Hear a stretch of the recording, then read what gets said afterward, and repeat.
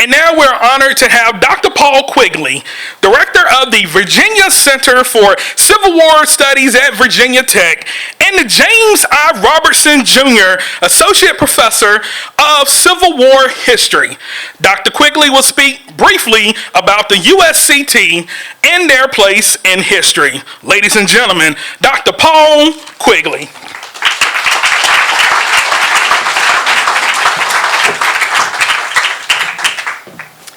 I heard that word briefly. I thought I was here to give a lengthy lecture. Just kidding. I'm really happy to be here to cheer on and learn more about this remarkable initiative. As a Civil War history professor, honestly, I'm just very happy that people are interested in the subject, and especially when they're interested in shining new light on aspects of the Civil War that have been ignored or overlooked over the years. And that's certainly the case for the stories of these some 200,000 or so African-American men who fought in the Army and Navy for the United States during the Civil War. These charts give you a sense of the numbers involved here. So on the left, you can see African-Americans constituted around 10% of the total number of soldiers fighting for the US during the Civil War. On the right, you see that proportion was even higher for the Navy. So almost 25% of sailors during the Civil War were African-American. So this is a huge deal, a very significant proportion of the military effort for the United States was coming from African Americans, but it's one of those stories or sets of stories that for a long time just didn't get told very much. And I'm very pleased that that's beginning to change, and what's happening here tonight is an important part of that transformation. But it's actually been going on for several decades now, and probably the single biggest cause of this transformation to change, and what's happening here tonight is an important part of that transformation. But it's actually been going on for several decades now, and probably the single biggest cause of this transformation, this new visibility for Black Civil War soldiers, was Hollywood. Many of you, I'm sure, have seen the movie Glory, which came out in 1989. And for lots of people, this was the moment where they first realized, hey, African Americans played a vital role in the US military during the Civil War. Denzel Washington, his words are up there on the screen. You all know who he is. And even though he played one of the 54th Massachusetts soldiers in the movie, he says before that experience, even he didn't really know this story. So this is just one example of how much of a revelation Glory was. Sometimes Hollywood gets history right, not always, but sometimes it does good things. Before I get too far into this, and this is going to it's going to feel a little bit like being back in history class for just a minute. I hope that's okay. I just want to kind of announce what my big points are going to be and what I really want you to take away. And the really big story is up there now. The big storyline is that African Americans played decisive roles at every stage of the Civil War.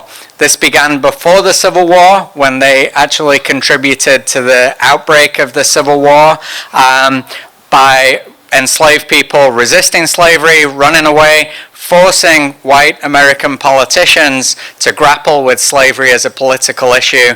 That's what led to the northern and southern states fighting, and that's what led to the outbreak of the Civil War, and it was kind of African American actions that helped bring that about. Similarly, once the war began, they kept up the resistance against slavery. They kept escaping from enslavement. They made it to Union lines oftentimes, and that pressured Lincoln and the Union administration to move in the direction of emancipation policy. So that's another point at the Civil War where African Americans played these critical roles. But the most important one for us tonight happened in the second half of the Civil War, when African Americans in large numbers denied their labor to the Confederate war effort, even though they were enslaved by Confederates, and instead chose to contribute their manpower to the Union war effort, often as soldiers. So that's really the big kind of headline for tonight, is the importance of their efforts in securing Union victory and defeating the Confederacy. So it's a little ironic that when the war broke out, neither side saw black people as important military participants. On the Confederate side, white Confederates looked at African Americans. They saw what they had always seen, a source of enslaved labor to do the work in the fields and elsewhere. And so they kind of enlisted that labor for the Confederate war effort, whether it's growing food or in this image on the screen. I know it's kind of hard to make out the details, but this is African Americans being forced to labor on Confederate fortifications in South Carolina. So really directly contributing to the war effort in that kind of way. The really important point is they did not serve as Confederate soldiers. They were coerced into laboring for the Confederate war effort. Sometimes Confederate officers brought what they call body servants, enslaved African Americans with them to the camps and onto the front. Sometimes black men got tangled up in the fighting in that kind of situation, but they were not, soldiers in uniform officially fighting for the Confederacy. At the very end of the war, you may have heard about this kind of last-ditch effort that the Confederates made in March 1865.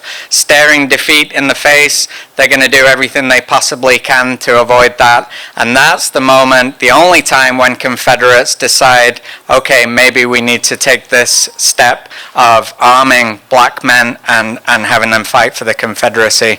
But that was a few weeks before the surrenders, never got off the ground. So the idea of black Confederates is really a myth.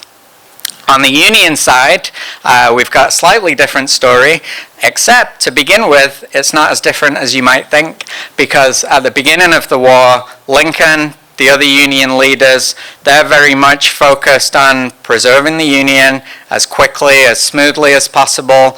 They don't see the Civil War yet as a fight to end slavery. So they actually see African Americans on the sidelines not playing an important part in this war in 1861 and 62. But gradually they came to see the benefits and the importance of including African Americans. And one of the most important points is that black people themselves pushed the Lincoln administration to accept their contributions to the Union war effort. So on the one hand, you've got African American leaders like Frederick Douglass from the beginning of the war saying, come on, we all know this is a war caused by slavery. Let's turn it into a war to end slavery. That's the war we want to fight with you. So that's Frederick Douglass and other northern black leaders. In the South, enslaved black people are doing what they've done before the war. They're resisting slavery, they're running away. They're doing it in larger numbers now because the crisis of war, the encroachment of Union troops onto Confederate territory gives them opportunities. So by the end of the war, it's estimated about 500,000 black people had escaped from slavery by their own volition. They tended to present themselves at Union lines, say something like, here we are, we see this as a war that can end slavery, and we want to be part of that. So all of that pressures Lincoln and the Union government to move toward emancipation policy. It's also a question of military necessity, by the way. By 1862, they're struggling for manpower, so the idea of being able to enlist maybe tens, hundreds of thousands of black men to help the fight is very appealing. So January 1st, 1863, we've got the Emancipation Proclamation. We all know that, hopefully, is the document that signals the Union war effort is now going to be, in part, a war to end slavery. There's also a line in there which, often gets overlooked, but is very important for our purposes tonight. There's a line in there that also explicitly welcomes African Americans to participate in the Union war effort. And that's been happening, on an informal basis, the beginnings of enlistment of black men in 1862, but it's really after the emancipation policy that African Americans are welcomed in large numbers into the Union war effort. Now, white Northerners, including Lincoln, of course, are not racial egalitarians. They also don't believe in full racial equality at this point. And so, at least to begin with, African Americans tend to play these supporting roles, similar in some ways to what they were doing in the Confederacy as well. So, doing the kind of manual labor, unloading supplies from ships, cooking, building, repairing railroads, burying bodies and reburying bodies, as in this photo up here. So in some ways they're performing the same kind of supporting labor as they were for the Confederacy. Only now, the big difference is they're doing it willingly. They want to be doing this. This is their fight. And the even bigger difference is that they're also serving as Union soldiers in uniform, participating in the armed conflict as well. So this is huge. The ramifications of that for the outcome of the Civil War, it helped turn the tide of the war, helped secure Union victory, but also the ramifications for the future ability of African Americans to claim full citizenship after the war really takes off because of the service of these black men. So I've already told you the numbers: 180,000 soldiers, 20,000 sailors. Eventually there were 166 regiments in the United States colored troops. So it's created as a separate organization within the US military. It's segregated, but it allows African Americans into the US Army to fight as soldiers. And of course, if you've heard of one of those regiments, it's going to be the 54th Massachusetts. Their story is dramatized in the movie Glory, but that was just one of 166 of these regiments. So it's a very positive development, and again, far-reaching ramifications for the future. But it's actually kind of a mixed experience, at least to begin with. If you think about what that meant for black men to be fighting in these US uniforms as soldiers, for Confederates, this was going against everything they believed in, going against white supremacy, against the system of slavery. And so Confederates' response to this, at the highest level up to the Confederate president, was to say, black soldiers will be treated as if they're escaped slaves. And what that means is that we'll either execute them or we'll re-enslave them. And that was the official Confederate government policy. So that elevates the risk, the danger that these guys are taking when they take the field. For the black soldiers themselves, military service could be and often was very empowering. This was the way they proved their status as US citizens eventually. But it was also challenging at times as well because of ongoing racial inequalities even in the northern United States. And what happened there was black soldiers to begin with were paid less than white soldiers.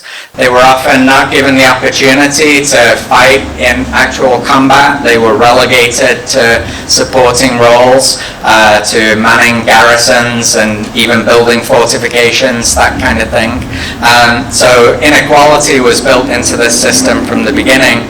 And there was also a lot of skepticism from white Northerners. Could black people make good soldiers? A lot of white Northerners still thought no. So black soldiers had the onus on them to prove that wrong. And that's what they did on the battlefield over time when they were allowed opportunities, like at Fort Wagner, again to bring in the Glory movie. Black soldiers were able to prove that they were every bit as good as white soldiers on the battlefield. And so by the end of the war, people generally recognized their abilities. And after the war, even though all of the volunteer regiments that had been created during the war disintegrated, the US military actually created 6 permanent regiments of black soldiers in 1866, and these went on to become the Buffalo Soldiers, who are kind of legendary for their service out in the West. So that was kind of the next chapter of black military service after the war. So, great success story, which makes it surprising that in the way people tended to remember the Civil War, in the way people commemorated the Civil War. When they wrote their history books, when they erected the statues, African American soldiers were typically left out. So there's only a few examples that I think this project takes the baton from and picks up the mission of. And one of the early examples is this. You may have seen this one on Boston Common. This is the monument to the 54th Massachusetts there. That was erected in the 1890s. A century later, in 1998, this one came up in Washington, D.C. It's the African American Civil War Memorial. And most recently, there's the Emancipation Proclamation and Freedom Monument, which was installed just in 2021 in Browns Island, Richmond. And this actually commemorates a number of different Black Virginians who made contributions of various kinds to Virginia history, including Sergeant William Carney, who was in the 54th Massachusetts. He was the color bearer at Fort Wagner and a real American hero. He was the first African American awarded the Medal of Honor for his actions at Fort Wagner. So there are these beginnings, but these are definitely the exceptions. For the most part, African American soldiers have been overlooked in the commemorative landscape of the American Civil War, and I feel really privileged to be here in Franklin County to see, I think, history being made with this project, which I think is going to be the start of a new phase of Civil War commemoration. So thank you very much for including me.